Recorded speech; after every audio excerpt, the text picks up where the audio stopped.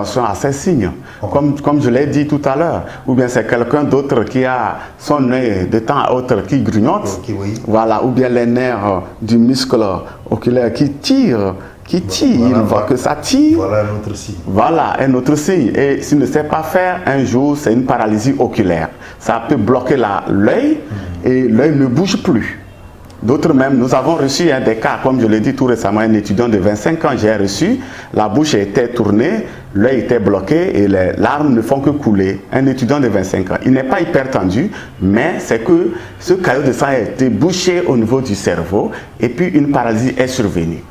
Okay. Deux types de paralysie simultanément. Ça veut dire qu'il y a la paralysie faciale chez lui et la paralysie oculaire. Donc les gens ne connaissent pas, d'autres ne connaissent pas les types de paralysie. C'est vrai que on n'a pas forcément besoin pour ce cas-là de faire une rétinopathie diabétique pour avoir le problème que vous dites. Parce que le plus souvent, on sait que c'est chez ces patients souffrant de diabète qu'on peut avoir ce problème. Mais vous dites aujourd'hui que de toute façon, qu'on soit hypertendu, diabétique ou pas, on est à risque. On est à risque, comme je l'ai dit. Alors donc, et je passe rapidement pour vous dire que, soit sur d'autres, vous allez voir que ce sont les deux mains qui ne fonctionnent plus. Ça, c'est biplégie. Subitement. Bien sûr, les deux mains peuvent ne pas fonctionner, ou bien le fonctionnement est réduit. Ok. Est réduit. Ou soit les membres inférieurs, les deux. Je suis là, je veux me lever. Et puis ça ne va pas. Voilà, je veux lever le pied, ça vient. Ça ne vient pas. Le mouvement. C'est lourd, je dois crier. Voilà. Soit c'est lourd et puis ça ne fait pas aussi mal. Des fois, ça peut accompagner un peu avec des douleurs, que ce soit au niveau des membres supérieurs, au niveau des bras, ou bien au niveau des membres inférieurs. Ça peut accompagner avec des douleurs modérées, ou d'autres un peu atroces. Donc, la plupart des cas, ça peut être modéré. Ou bien surtout la lourdeur qui existe dans les membres, vraiment c'est la paralysie qui est là. Ou bien comment c'est flaque. Voilà, la motricité est réduite. Vous n'êtes pas sans savoir que depuis le genou, l'articulation là est commandée par un moteur spécial sur le cerveau. Et que maintenant, quand un caillot de sang est bloqué, le sang ne parvient pas à ce moteur, à ces cellules cérébrales, de pouvoir élaborer l'électricité que les nerfs peuvent conduire.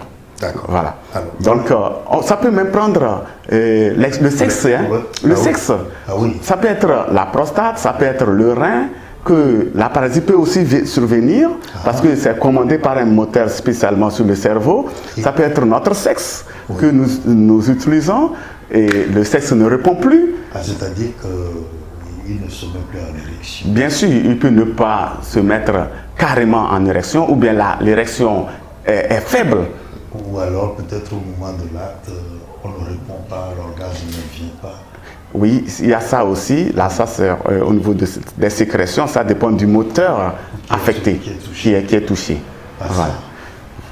Les gens n'aiment pas souvent entendre ça.